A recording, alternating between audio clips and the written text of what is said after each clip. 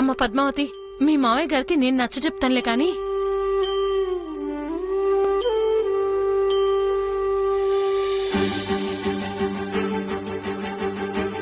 బాబు ముద్దుగా ఉన్నాడు. లోపలికి తీసుకురా.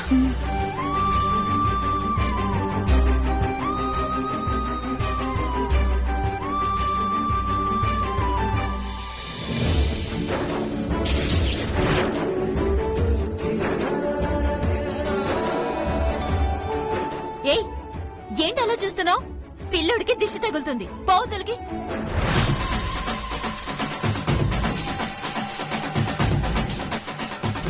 బావా, వీణ్ణిక్కడ ఉంచడానికి అత్తయ్య గారు మావయ్య గారిని ఒప్పిస్తానన్నారు. అలా అని శాశ్వతంగా వీడిక్కడే ఉండిపోతాడు అని అనుకోవద్దు. ఒక వారం రోజులు వీని నేను అబ్జర్వ్ చేస్తాను. వీళ్ళ ఉన్న క్వాలిటీస్ నాకు నచ్చితేనే ఇక్కడ ఉంటాడు, లేదంటే వెళ్ళిపోతాడు. నాది కూడా సేమ్ డైలాగ్ అత్తా.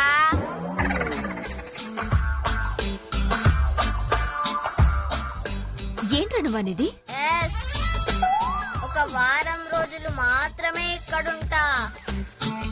ఈ వారంలో మీరందరూ నాకు నచ్చారనుకో ఇక్కడే ఉంటా, లేదంటే go to bus stand. Bus స్టాండా? అంటే వీళ్ళ అనాథాశ్రమం బస్ స్టాండ్ పక్కనే ఉందన్నమాట. ఓ అలాగా. ఆ, సరే, నాకు సంగీతం అంటే ప్రాణం విలహరి. నాకు సంగీతమే లోకం. పూజలు కూడా తెలుసు. అలాగా. మా అత్తయ్య గారికి పూజలంటే బాగా ఇష్టం రా. ఆవిడ వయసెంత? 50 ఏళ్ళు. నాకు అన్ని రకాల పూజలు తెలుసు. మా మావయ్య గారికి పుట్టబోయే మనవన్ని ఆయుర్వేద డాక్టర్ని చేయాలని కోరిక. ఆయుర్వేదమా? మనకు ఆయుర్వేదం గురించి ఫుల్ గా తెలుసు. అవునా? అయితే నేను ఇంకా హ్యాపీరా. బావా, నాకు నచ్చిన క్వాలిటీస్ ఉన్నాయో లేదో వారంలో తేల్చేస్తాను. పదవి త్రిపుర.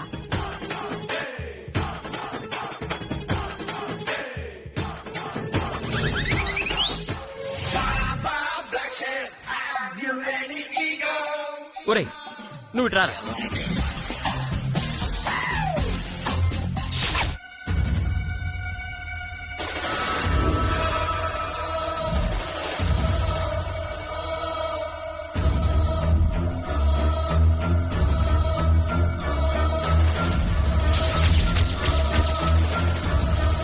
దామని, ఇలాంటివి ఇంట్లో నడవని తెలుసు కదా. పైగా నువ్వు ఇప్పుడు అందరి దృష్టిలో నా భార్యవి. ఇలా బీర్ బాటిల్స్ తో మందు బాటిల్స్ తో కనిపిస్తే ఇద్దరిని మెడపట్టుకుని బయటికి గెంటేస్తారు. నువ్వు నన్ను అపార్థం చేసుకుంటున్నావు గోవిందు. బీర్ బాటిల్ తెచ్చింది తాగి ఎంజాయ్ చేయడానికి కాదు, మరి జరగబోయే మన శోభనం ఆపడానికి. ఏంటి? ఈ బీర్ బాటిల్ మన శోభనం ఆపుతుందా? కాదు గోవిందు, ఈ బీర్ తాగి నేనే ఆపుతాను. ఏయ్, ఏం మాట్లాడుతున్నావు? బీర్ తాగితే శోభనం ఆగిపోతుందని ఎవరు చెప్పారు? నేనే చెప్తున్నాను కదా. మీ నాన్నగారికి అమ్మగారికి మందన్నా మందు తాగే వాళ్ళన్నా అసహ్యం కదా. అవును. కరెక్ట్ గా మన శోభనం టైంకి ఈ బీర్ ఖాళీ చేస్తాను. తప్పు తాగి ఓవర్ యాక్షన్ చేస్తాను. దాంతో ఆటోమేటిక్ గా మన శోభనం క్యాన్సిల్ అయిపోతుంది. ఎలా ఉంది నా ఐడియా? పరమ దరిద్రంగా ఉంది. నువ్వు తప్ప తాగి చిందులేస్తే క్యాన్సిల్ అయ్యేది మన శోభనం కాదు, మరి మన పెళ్లి. ఏం మాట్లాడుతున్నావు గోవిందు? అవును, జరగబోయేదే మాట్లాడుతున్నాను. తమ ఇంటి కోడలు తప్ప తాగిందని తెలుసుకున్న మరుక్షణమే మన మధ్య ఉన్న పెళ్లి అనే బంధం తెంపేసి నీకు నాకు విడాకులు ఇప్పించేసి నిన్ను బయటికి గెంటించడం కన్ఫర్మ్. అంత దూరం ఎందుకులే, ఆపేస్తాను.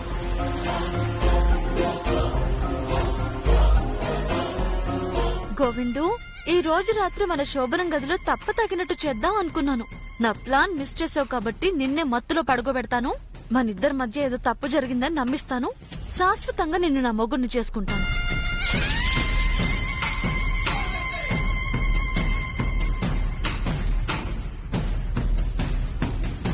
దామిని, కొంపలు అంటుకున్నాయే. ఏమైందే? పద్మావతి శ్రీనివాస్ కలిసి ఎవరో పిల్లాన్ని ఇంటికి తీసుకొచ్చారు. పిల్లన్నా? ఎందుకు? ఎందుకేముంది, వాణ్ణంట పద్మావతి శ్రీనివాస్ దత్తత తీసుకుంటారంట.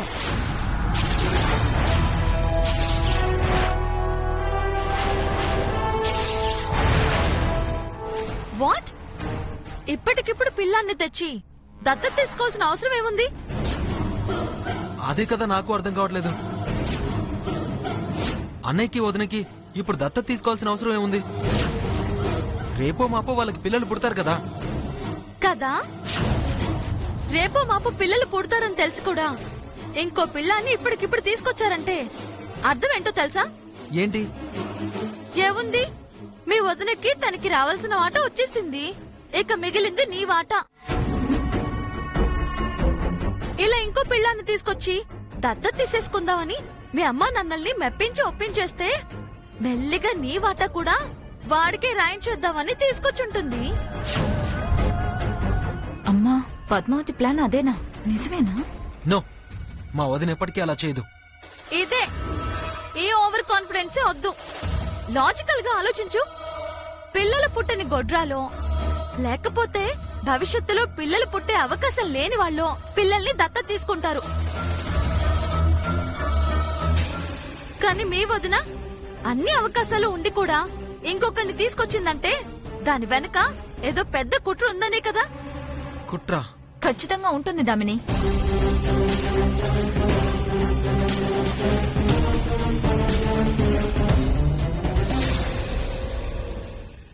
ఒక పని చేయవే, ఈ మనిషి అలాగో వాళ్ళ అన్న వదిలిని అనుమానించడు. ఈయనకి రావాల్సిన ఆస్తి ఈయనకి రావాలంటే మన జాగ్రత్తలో మనం ఉండాలి. నువ్వు వెళ్లి వాళ్ళ మీద కన్నేసుంచు, మిగతాది నేను నడిపిస్తాను. ఓకే. అన్న ఎందుకు ఇలా చేశాడు, వదిన ఎందుకు ఇలా చేసింది, దీని అంతటికీ కారణం నిజంగానే ఉందా?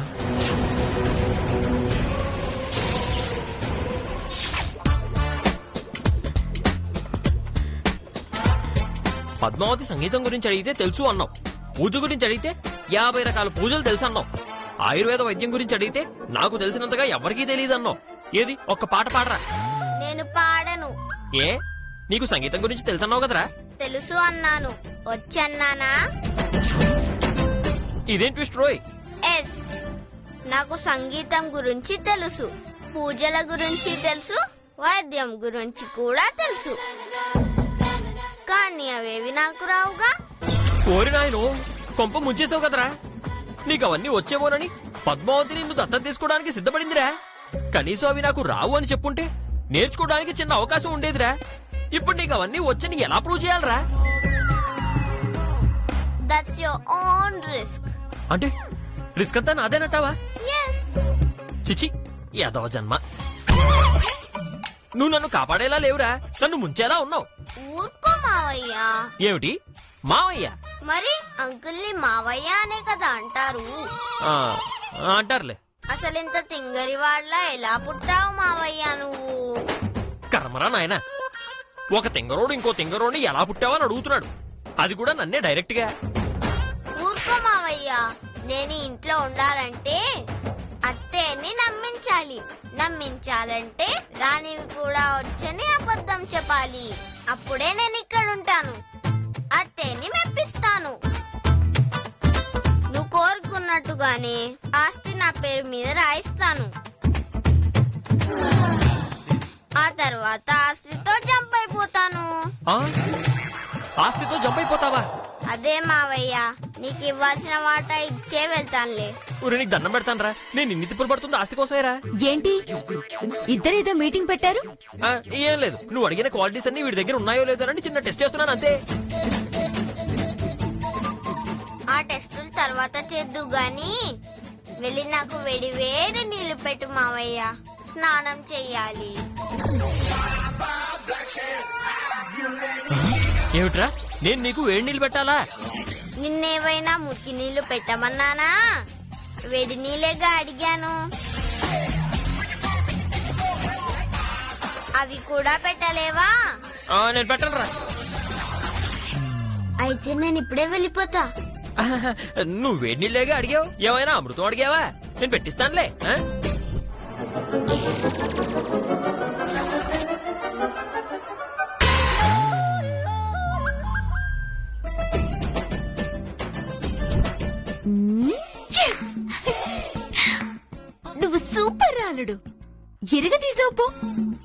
మీ మామని అనుకున్నా. మీ తాతయ్యని అమ్మమ్మని ఇంట్లో వాళ్ళందరినీ బుట్టలో వేసుకున్నావు. అంతా నీ ట్రైనింగే కదత్తా. ఒరే, ఇక్కడంటే అన్నావు గాని ఇంకెక్కడా నా ట్రైనింగ్ అని అనకు. పొరపాటున కూడా నువ్వు రంగాచారి గారి మనవడివని, ఈ శ్రీనివాసుడు మేనల్లుడివని, ముఖ్యంగా మీ అమ్మ ఈ ఇంటికి కూతురని గాని బయటపడకూడదు. పొరపాటున బయటపడిందనుకో, ఆ తర్వాత నీతో పాటు నన్ను కూడా ఈ ఇంటి నుంచి మెడపట్టి బయటకింటేస్తారు. నాకు వదిలే అత్తయ్య. ఈ ఇంటికి మనవాడినైనా ఒక అనాథలానే మా మామ ద్వారానే ఈ ఇంట్లోకి అడుగు పెట్టా. అలాంటిది ముసలోడు మా తాతని బురిడి కొట్టించలేనా? మా అమ్మమ్మని తోకలాగా నా చుట్టూ తిప్పుకోలేనా? తింగర్ వేషాలు వేస్తున్న మా మావయ్య పొగర్ని దించలేనా? బంగారు, నీ మీద నాకు నమ్మకం ఉందిరా. కాకపోతే ఎక్కడ ఈ విషయాలు బయటపడతాయోనని జాగ్రత్తలు చెప్తున్నానంతే. అలాగే అత్త, నేను ఎవరితోనూ చెప్పను, ఎక్కడా బయట కూడా పడను, సరేనా? నాకు ప్రశాంతంగా ఉందిరా. అంటే వీడనాథ కాదా?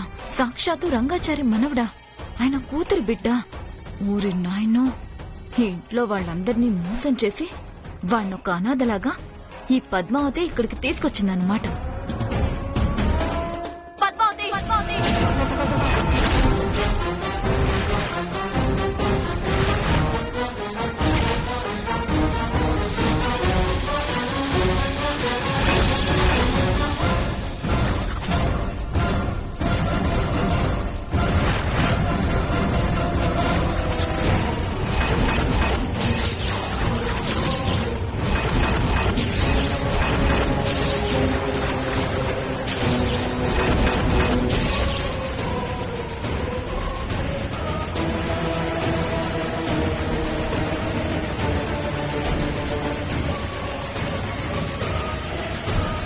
నీ బండారం మొత్తం బయటపడిందే. వీడు అనాథ కాదు కదూ, వీడు రంగాచారి కూతురు కొడుకు కదూ. అనాథగా తీసుకొచ్చి ఈ ఇంటి మనవణ్ణి ఈ ఇంట్లోనే సెట్ చేద్దాం అనుకున్నావా?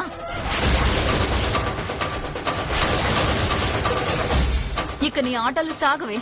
ఇప్పుడే వెళ్ళి వీడు రంగాచారి మనవడే అని రంగాచారి గారికి చెప్పేస్తాను.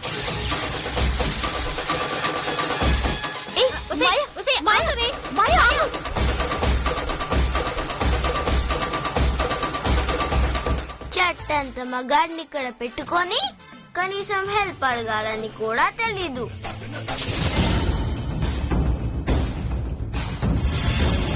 రంగాచారి గారు,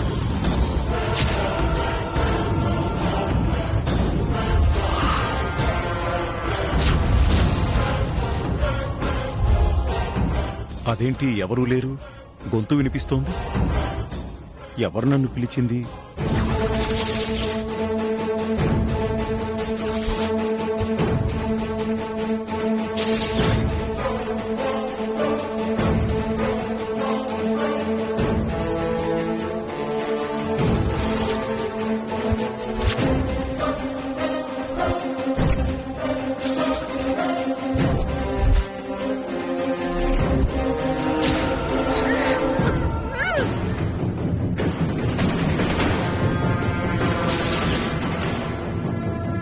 అమ్మో, మావయ్య ఇటే వస్తున్నాడు. పద, పట్టుకోవే.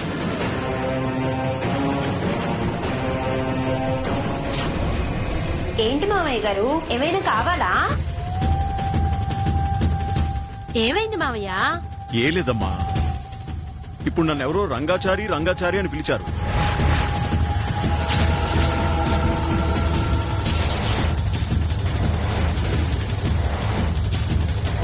అదా, నేనే పిలిచాను మావయ్య. నీకేమైనా పిచ్చి పట్టిందా? నువ్వైతే మామయ్య గారు అంటావు కదా, రంగాచారి రంగాచారి అని పిలుస్తావా? ఓ అదా, మన ఇంటి పక్క ఇంట్లో ఎవరో కొత్తగా దిగారు మావయ్య. ఈ ఇంటి పెద్ద ఎవరు అంటే రంగాచారి గారు అని చెప్తున్నాను. సరే సరే, నువ్వు చెప్తే చెప్పావు గాని పిలిచేవారి గొంతు కొంచెం వేరేగా ఉందే. నాకు తెలుసు కదా.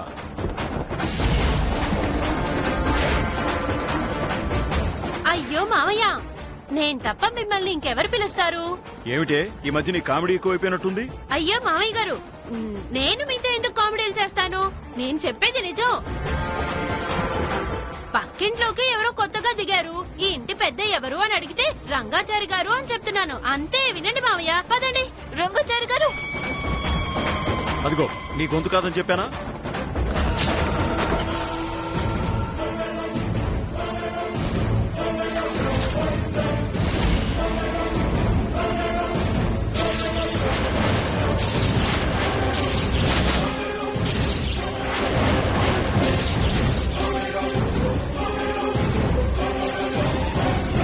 అడ్డంగా దొరికిపోయాం పద్దు. మీతో పాటు నేను కూడా ఏదైతే అదైంది. నిజం చెప్పేస్తే పోలా?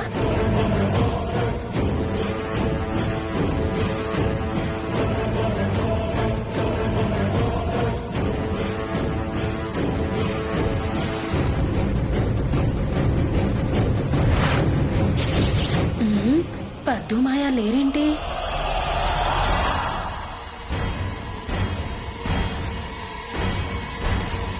ఏమిటి అలా చూస్తున్నావు? అదేమిటి కుండీలు ఇలాగైనా పెట్టుకునేది? మొక్క ఎలా పడిపోయింది? ఆ పక్కన పెట్టి కాస్త నీళ్లు పోయండి. అలాగే మామయ్య, నేను చేస్తాను, మీరు లోపలికి వెళ్ళండి.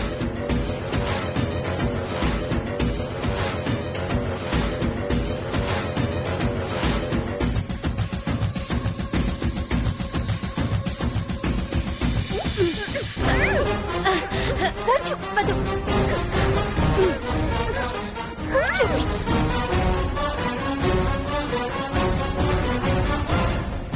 పదు, దీన్ని ఇలా కాదు కానీ దీన్ని గట్టిగా పట్టుకో.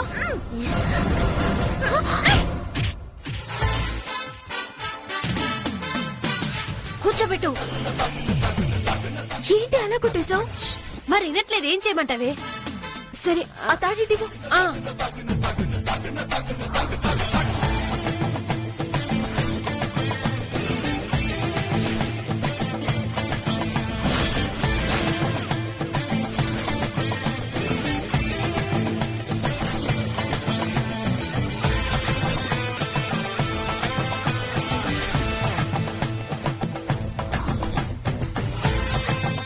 అమ్మయ్యా, మావయ్య గారు అత్తయ్య గారు చూస్తారని నేనెంత టెన్షన్ పడ్డానో తెలుసా?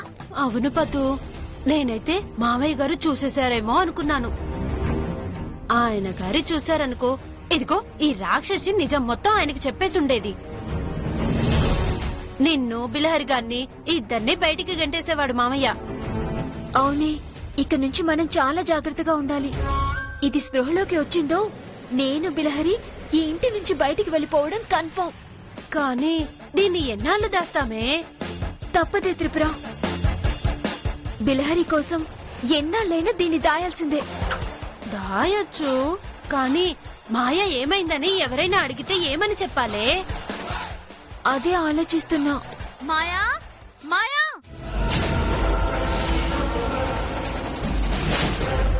ఎక్కడికి వెళ్ళింది ఇది?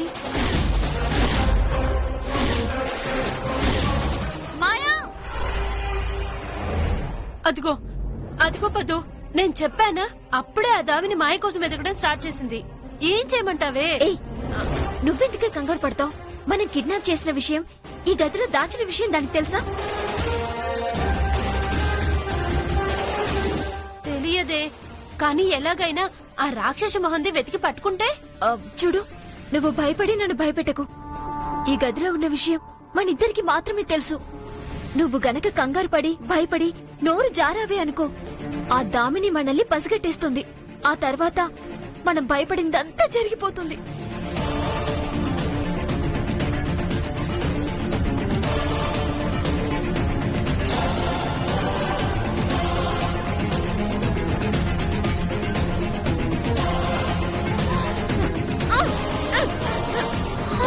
అయ్యో, ఇది స్ప్రేలోకి వచ్చిందే. ఇంకోసారి కొట్టు కొట్టు.